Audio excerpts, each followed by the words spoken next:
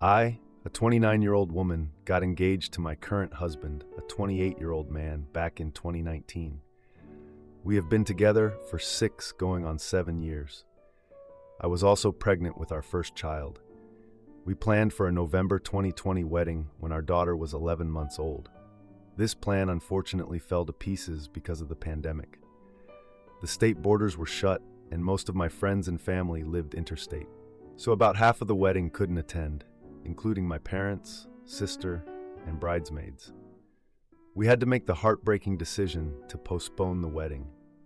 We didn't want to lose everything, and we had our hearts set on that date, so we decided to elope with only 4 guests, a celebrant, and a photographer. This was all discussed prior and was always going to be a placeholder for our real wedding. We rebooked our wedding 11 months later, and lo and behold, Infection-19 restrictions shut down our town again. Just terrible luck, but life goes on. We had been holding off on trying to have a second baby for this wedding, and it was becoming depressing planning something that kept being canceled. So we decided to postpone again without another wedding date in mind and started trying for a baby right away. Fast forward a couple of years, and we've welcomed our 3rd child in June 2024. Now our family is complete, and we are in a good place. It's time to rebook our wedding. I kept him in the loop about my intentions and plans, and always asked him along the way what he thought, and if he was okay with that. Some information. We already have most things we need. Wedding dress and accessories, suits for him and the groomsmen, bridesmaids' dresses. It's all been ready to go, sitting in a closet collecting dust. So about 3 months ago, after speaking to him first, I rebooked the venue and paid a $1,000 deposit. All was fine, and I finally felt I could get excited again. I sent out save the dates, and it's booked for more than 12 months away. I've told all my friends and family, and the excitement of getting to have our special day has been building. The wedding is booked on our 5-year elopement anniversary in November 2025, which I think 5 years is well and truly long enough. Well, last night, my husband dropped the bomb that he wants to postpone the wedding again. This time, he wants to wait and postpone for another 5 years, which would bring us to the year 2030. I'm so beyond devastated and heartbroken that he would even suggest this. Further information. My parents are contributing $10,000, and I'm contributing $10,000, and my husband has contributed $2,000. It was always the plan to elope and have our redo wedding at a later time, and now he's saying it's a waste of money and we are already married. I never would have agreed to the elopement if I knew that's how he felt. I've given him every opportunity to speak up about what he wants in the wedding, and he's always seemed indifferent and hasn't had any objections. So this has completely blindsided me. I don't know where to go from here. Marriage and wedding were non-negotiable for me. If I agree to postpone to the year 2030, then what's to stop him from saying, well, it's been 10 years. What's the point now? We've barely spoken today. My eldest child has some intuition despite the entire conversation taking place while she slept last night. She asked to see my wedding shoes, and I burst into tears. I birthed 3 of his children. I should get to be a bride and have our special wedding that we've been planning for 5 years. To add, some people are still confused. We are legally married and we live in Australia. This is a price for a modest wedding and certainly nothing too grand. I was always happy to compromise on price and gave him time to decide how big the guest list is and which venue to book. He's always had a say, and I've always been willing to meet him in the middle. His indifference just meant that I chose what I wanted, and he never spoke up otherwise. Now for an update. It seems I have caused quite a stir, and I have divided Reddit. I've tried to reply to all, but there are just too many. I have read and reflected on all of your comments. Many of you understand where I'm coming from, and many of you think it's just a waste. It's something we discussed and decided together as a couple. Even after it was canceled the 2nd time, I still made it very clear that my expectations were to have a wedding.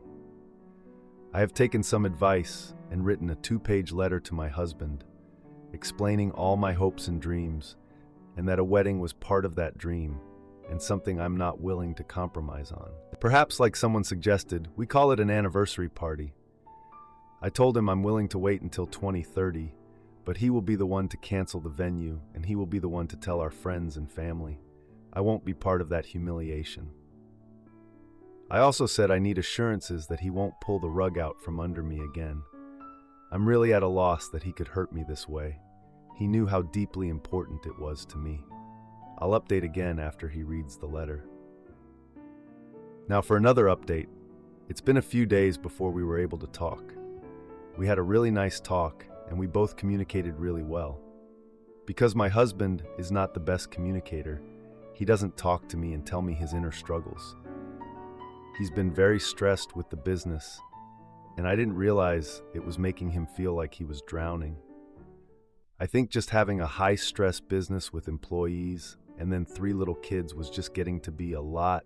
Then he had his wife planning a wedding on top of it, and I think he just cracked.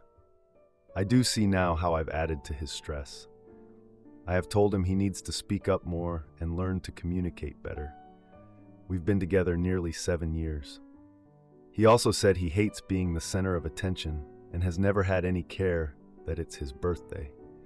He said he would have preferred a small ceremony under 20 people. I said that I was always okay with that, but you didn't ever communicate it to me, and I'm not a mind reader. I've also communicated to him the importance of the special day that was promised. I had my heart set on it, and that feeling is never going to go away. Because he's been so negative about this wedding this time around, I don't feel like I want to stand up there in a gown with someone who doesn't want to be up there with me. I want to give him time to get excited about it. I don't want to add any more stress to his life, but I still want to work towards our special day. I think for next year, instead, maybe we could do a family photo shoot for our 5-year wedding anniversary. Then in 2030, we can have our 10-year anniversary vow renewal and reception, and I get to wear a wedding gown, and I get to be a bride finally. I'll be about 35 years old, so not out of the question.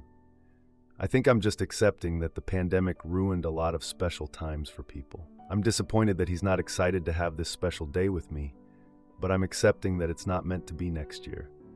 Now for another update. Now he's backpedaling and saying it's next year or never, but now I don't want to, he doesn't want to, and uses the words, "let's get it over with." This is meant to be fun. This is not fun. I am so confused. Now for a few comments before the update. Comment 1. I'm going to go against the crowd here. I totally understand where you're coming from. My husband was never a fan of a wedding, but I told him it was important to me. Yes, it's just an expensive party at the end of the day, but for a lot of people, it's so meaningful, and I still look back on my day with so much love and amazing memories. I suggest talking to him calmly, asking him why he feels this way, and whether he has always felt like this or just recently changed his mind. Then explain that for you, it's not about the money, but the chance to stand up in front of all your loved ones and share the amazing day celebrating your love for each other. Also, how special that your kids can be involved. That's so rare. Good luck. I hope you can both navigate around this with love, understanding, and open communication. Comment 2. Why does he really want to postpone? Sounds like all he needs to do is turn up to the party in order to make you happy. Bit odd if he can't be bothered to do that for you. He may not be fussed about it, but you are. However, you are actually married. You want a party for the whole experience, and I get that, but please separate wedding reception from marriage because you already have a marriage. Your relationship deserves to be celebrated if it's important for you to experience this. So what's his reason for the delay when it actually changes nothing? Just money? Because if so, he actually wants to cancel, not postpone. Now for the update. A few weeks after the last update, I decided to set a firm date for the family photo shoot to avoid any more uncertainty around the wedding plans. I was so over this back and forth that I just wanted to get something done already. So I picked a Saturday in August and booked a local park that's known for its scenic views. You know, the kind of place where you don't have to be a professional photographer to get a good shot. I wanted it to be nice and all that. So I arranged for a professional photographer who specializes in family portraits. I thought, maybe if we have a nice day with some good memories, we can get back on track with the wedding stuff. But like, spoiler alert, this did not go as planned. We arrived at the park early to choose the best spots for photos, hoping to create a relaxed atmosphere. My husband was supposed to help with the kids, but he showed up late, claiming he got caught up with work emails. I mean, this was supposed to be a family day, right? But no, he had to check his work email, like it was the end of the world. During the shoot, he seemed so distracted, checking his phone frequently while the kids posed for pictures. I had to ask him to put the phone away and engage with the family, which he begrudgingly did. It was just another reminder of how checked out he's been. After the shoot, the kids were tired and hungry, so we went to a nearby diner for lunch. At the diner, my husband received a call from a colleague and stepped outside to take it. While he was outside, I overheard a heated conversation about a project deadline that seemed to stress him out further. I mean, I get it, work is important, but come on. We were just trying to have a nice family day, and he couldn't even focus on that. While we were at the diner, we started discussing family dinner plans for the following weekend. And out of nowhere, he announced he would be working late. Like, seriously? The kids and I were just trying to make plans, and he's just bailing on us. During dinner, he received another call, which he took in the kitchen, leaving me to manage the kids alone. That's like the 10th time he's done that, and it's just getting so old. After dinner, the kids went to bed, and I confronted him about his work distractions. He just dismissed my concerns, saying he had to prioritize work to provide for the family. That's when our argument escalated. He just doesn't get it. A few days later, he mentioned a work retreat happening the same weekend as the planned photo shoot. He insisted that the retreat was essential for his career and that I should understand. I reached out to my parents for support, and they suggested having a family gathering at their home. During the gathering, I shared my frustrations about the wedding and my husband's work commitments. I broke down, to be honest. My parents expressed concern about his lack of engagement in family matters. My sister mentioned that her husband had been feeling similarly stressed and suggested couples counseling. I brought it up to my husband, and he reacted negatively, saying we didn't need a therapist. He's just so stubborn sometimes. Tensions escalated, and I decided to take a weekend trip with the kids to visit my parents. While we were away, my husband sent a few texts about work, but didn't inquire about our trip. Upon returning home, he confronted me about my decision to leave without discussing it first. That's rich coming from him. We argued about communication and priorities, leading to some pretty hurtful comments about each other's commitment levels. He agreed with my points but seemed indifferent, which felt like another letdown. A week later, he came home with a surprise. He booked a weekend getaway for just the two of us, hoping to reconnect. I was like, finally, something good. But then we arrived at the hotel to find it was a last-minute booking with no thoughtful planning. During dinner, he was still preoccupied with work, checking emails like his life depended on it. After another argument about his priorities, he stayed behind, choosing to attend a networking event instead of coming home with me. I just don't know what to do anymore.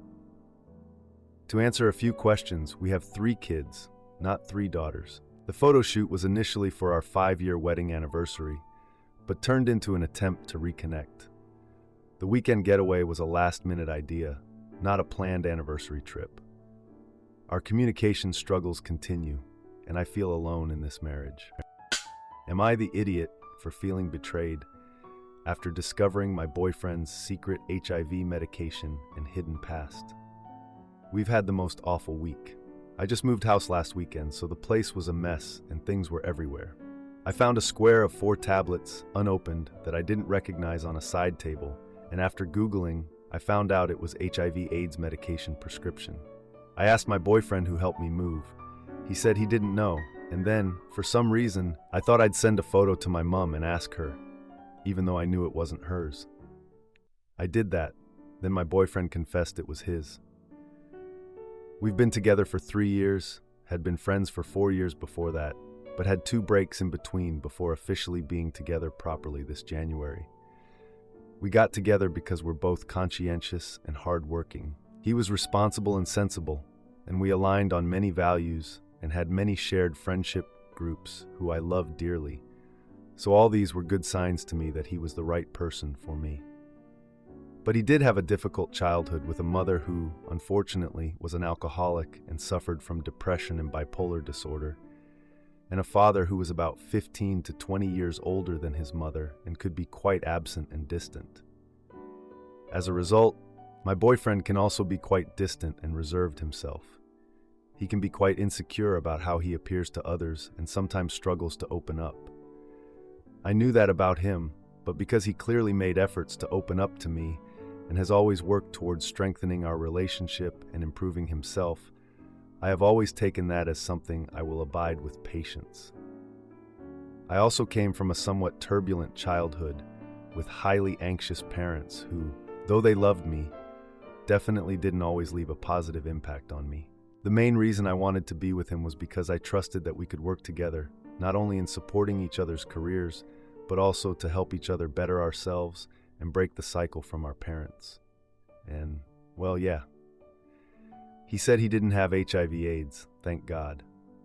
To add, he had taken a test earlier in our relationship too, which was negative. But it turns out he had them because during our final breakup before we got together for good, he was questioning his own sexuality and tried to meet men.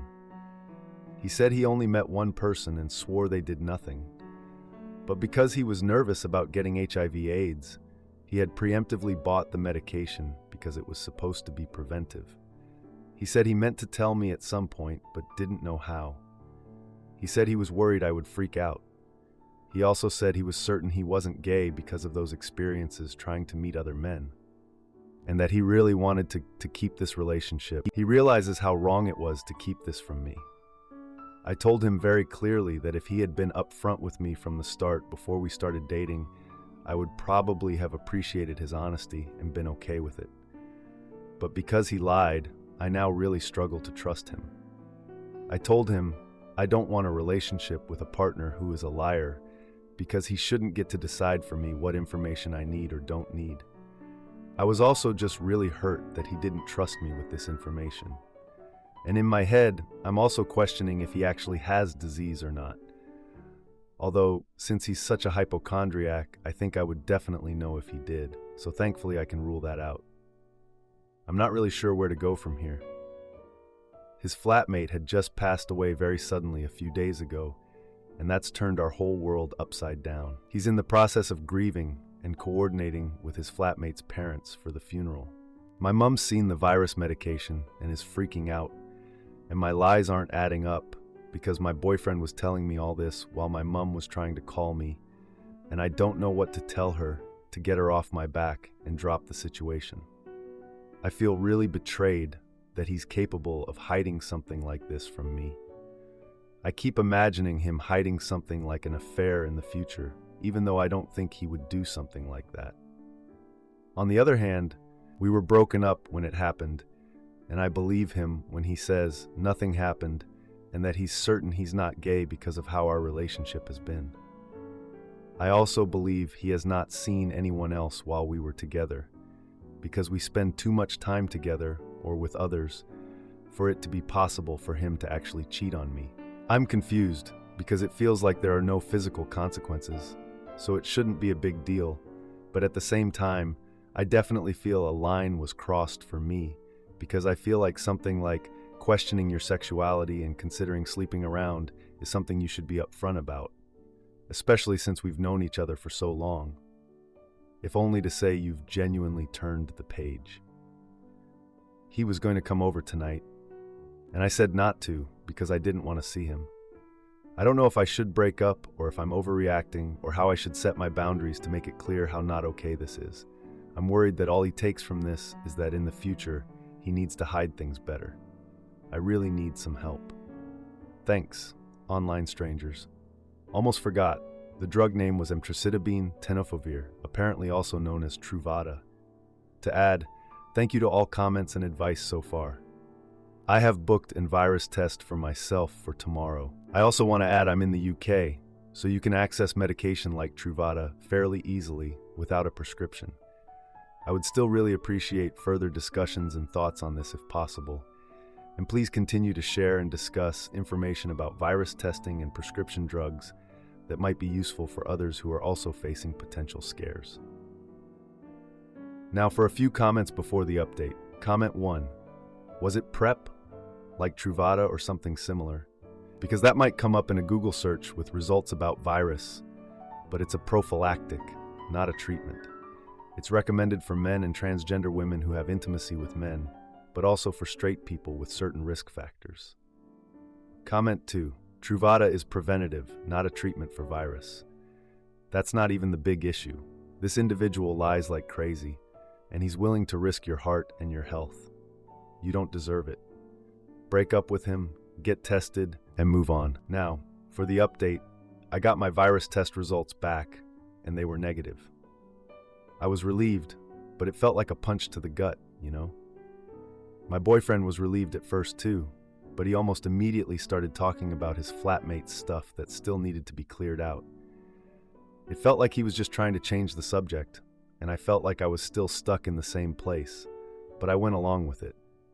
We went over to his flat to sort through everything, and I found myself remembering all the good times we had there. Just when I thought I was going to feel good again, I stumbled across a journal belonging to his flatmate. It was full of entries about their struggles and relationships. The boyfriend got really uneasy when I brought it up and insisted we didn't need to read it. I respected his request, but I couldn't shake the curiosity about his flatmate's life and the boyfriend's history with them. A few days later, the boyfriend's family invited us to a weekend barbecue. I didn't want to go, but I agreed for the boyfriend's sake. At the barbecue, his sister mentioned the flatmate's recent struggles, and the boyfriend got visibly tense. His sister jokingly asked if the boyfriend would be bringing me to family events more often, which made everyone laugh awkwardly. His mom said they would love to see me as part of the family, but the boyfriend's response was pretty meh.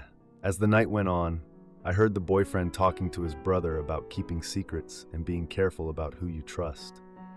It felt like he was talking about me, but maybe I was just being paranoid. The boyfriend became increasingly distant throughout the night, stepping away to take calls or text. When we got home, I brought up his behavior, but he brushed it off, saying he was just stressed from work. He suggested we go out for dinner to celebrate our relationship. At dinner, he was still distracted, checking his phone constantly. The night ended awkwardly when he snapped at the waiter for a small mistake. When we got home, he got a call, and I overheard him talking about the plan and safety. I confronted him about it, and he got defensive, saying it was nothing to worry about. Things escalated, and he stormed out, saying he needed space. A few days later, he came home late, claiming he was busy with work. I decided to go through his things while he was asleep, hoping to find some answers. I found more unopened medication in a drawer, but this time it was for a different condition. I was flooded with more questions. When the boyfriend found out I had gone through his stuff, he became enraged and accused me of betrayal. Our fight escalated, and he revealed he was seeing someone else during our breakup, which he had never mentioned before. He left, saying he needed time to think. It's been a week since then, and we've barely communicated. I reached out to him, and he responded coldly, saying he'd been staying with friends to sort things out. His sister spilled the tea that he had been seeing someone else during our time apart. I decided to pack up my things and spend some time with my family. At a family dinner, I mentioned everything lightly, but my parents were super concerned about his behavior. When I got back home, the apartment was empty. The boyfriend eventually messaged me, saying he needed to focus on himself and couldn't continue the relationship. I honestly don't know what to think or feel right now. Edit. I appreciate everyone's support and suggestions. To clarify, my boyfriend and I were broken up for about 6 months, which is when he met the other person. They dated for about 4 months, but he claims it ended badly. We were on a break because I needed space due to his past issues. I don't know if I should have gone through his stuff, but I felt desperate to understand. We never discussed officially ending the relationship during that time apart. Am I the idiot for calling out my sister for excluding me from family visits while I was busy supporting her kids? My sister, 52 years old, and I, 49 years old, don't have the same mother. We weren't raised in the same house or even the same country. When she came to where we were living, we were almost adults and had to get to know each other again after almost 15 years. We lived in different cities, so at first I mostly saw her when I went to my dad, who is 77 years old. We became pretty close and I was at her house regularly. My sister has 4 children, ages 17 to almost 30, from 2 different fathers, and she's been with her current boyfriend, who is 53 years old, for the last 10 to 15 years. When the relationship with the second biological dad ended, she discovered that she was pregnant with her 4th child. By that time, I had moved to the city she lived in, so we became even closer. After the baby was born, I became like a second caregiver to the children. When she stopped working, the youngest children started school, and she found her current boyfriend. There was no more need for me to babysit anymore. But the strong bond was still there.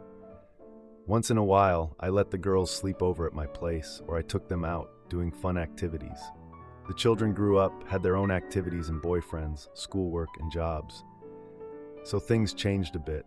Also, I decided to go back to school, so I was very busy myself.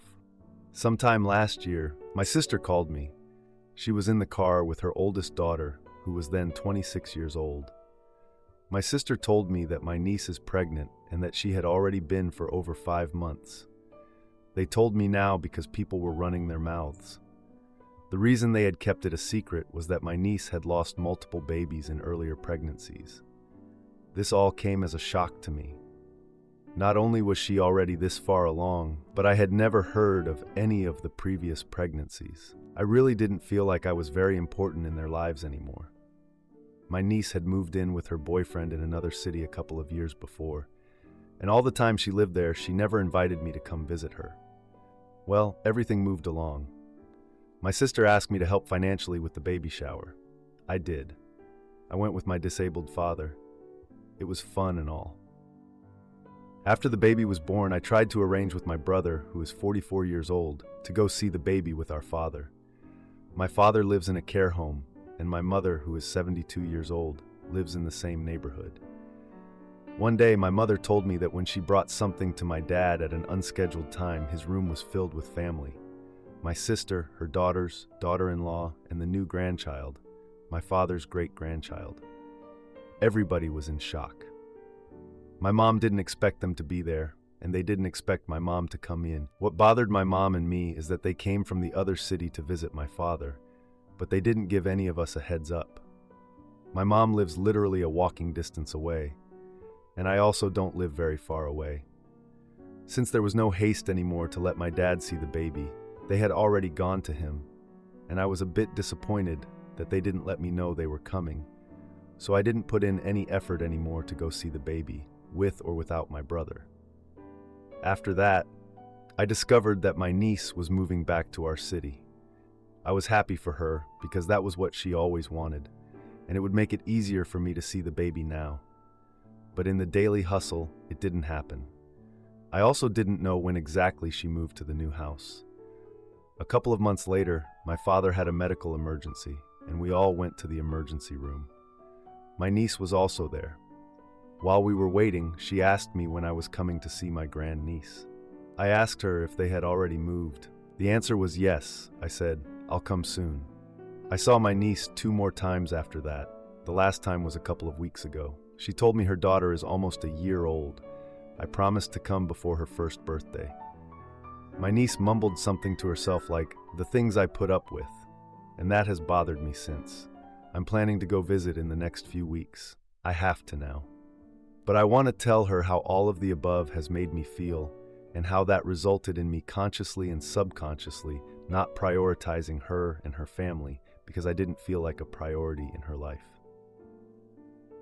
I'm a very conflict-avoidant person, although I've learned to stand up for myself over the years. So every time I have to confront someone, I ask people what to say or to approve what I want to say. I wrote a poem to give or read to my niece and sent it to my mother and brother to read. but they think it might be a bit crude to do it that way. They tell me to just talk to her, but without reproach and in love. Christian background, sigh. So, people of Reddit, how do I go about this? Thanks for reading, and thanks in advance for the wise words. To add, I did not say that what I did and how I acted is right or wrong. I'm just asking how to go about talking to her. And also, I didn't say I should have heard about the lost babies. I expected to hear of those pregnancies before she even lost them. Now, for a few comments before the update. Comment 1. First, you're not entitled to know about her miscarriages or pregnancy. That's her business. Second, do you actually talk to your niece at all? You say your sister told you about the pregnancy. You found out your niece was moving back. You randomly bump into her. Do you actually have a personal relationship with her where you talk? Have you offered to help with the baby at all, or do you only care about seeing the baby? Are you part of her support system, or do you only care about yourself? Comment 2. When someone keeps having miscarriages, they often stop announcing the pregnancies to everyone. It's okay you felt emotionally closer due to the family bond. What I would like to know is, what did you do to initiate visits? Did you ask her directly when she was going to move? Do you suggest grabbing coffee? Did you tell her to message you? Did you offer to help? Maybe she feels you don't want to be in her life. You come off very passive. Now, for the update. A few weeks have passed since my last post about the family stuff. I know I said I was going to talk to my niece about feeling left out, but after reading the comments, I decided to wait. Didn't want to mess up the vibe of her coming to the city and the baby being born. So, I waited until she got settled in and used to being a new mom. But the baby shower was still on my mind when I finally went to visit her. The visit was on a Saturday afternoon at my niece's apartment. She texted me the address, and I was kind of surprised at how nice the place was. She and her partner really made it a cozy home. Her partner was there when I got there, and we said hi. It felt a bit awkward, but I guess that's just how it is when you're meeting your niece's partner for the first time. They had a small gathering with snacks and drinks, which was nice. You could tell they tried to make me feel welcome. I brought a gift for the baby, of course, because I wanted to show my support and love for my niece. She opened it right away, and her face lit up. It was a cute little outfit and a toy. The vibe was warm, but I still felt a bit distant. I guess that's just how it is when you're trying to reconnect with family. My niece shared stories about her experiences as a new mom, and I listened carefully, trying to join in without bringing up my concerns. Didn't want to ruin the mood. At one point, she mentioned how much she appreciated family support. I had to keep quiet, not wanting to mess up the gathering. A few days later, I got a text from my sister inviting me to a family dinner at their place next week. The dinner included my sister, her husband, my dad, and my niece. I was surprised but happy to be included. I made a dish to bring, hoping it would help us connect. When I got to their house, the smell of good food hit me right away. The dinner started off light, with everyone sharing updates about their lives. Then we started talking about my niece's baby, and everyone joined in. It was nice to see everyone so happy and excited. After dinner, I got the courage to speak up. I mentioned feeling left out during the earlier family visits. The room went quiet, and my sister looked surprised. My niece defended her mom, saying they didn't mean to leave anyone out. I pointed out how I wasn't told about visits to our dad. My sister said it was a last-minute thing because of his health. The conversation got a bit heated, and voices rose a little around the table. I said I wanted to be included in family stuff, especially about our dad. The tension was there as everyone thought about what I said. My sister reluctantly admitted it was a mistake not to communicate better. My niece stayed quiet, looking down at her plate and avoiding eye contact. After that, the conversation moved to lighter topics, easing the tension at the table. A week later, my sister texted about planning a family outing to a local festival. I accepted the invite, excited to spend quality time together. The outing was a turning point in our family stuff. We enjoyed the festival, bonding over shared experiences. By the end of the day, we took a group photo, capturing the moment. I feel like things are slowly getting back on track with my family. We're not totally there yet, but the family outing really helped us connect and clear the air a bit. I felt like they kind of understood where I was coming from, and I'm hoping we can keep having these family get-togethers. It's definitely better than before, so I'm taking it as a good sign. I really want to be part of my niece's life and the baby's life too, so I'm hoping we can all figure this out together. Wish me luck. Mini update. After the family dinner, things gradually improved. My niece and I started texting regularly, sharing updates about the baby. I also began visiting her more often, helping with the baby whenever she needed a break. My sister and I still had some ups and downs, but we began talking more openly. She even invited me to some family gatherings, which felt great. Overall, I think we are making progress, and I hope it continues this way. If you like this video, you'll probably like these too. Also, while you're here, please consider subscribing. It's your support that keeps this channel alive and allows me to make better and longer videos. Have a great day.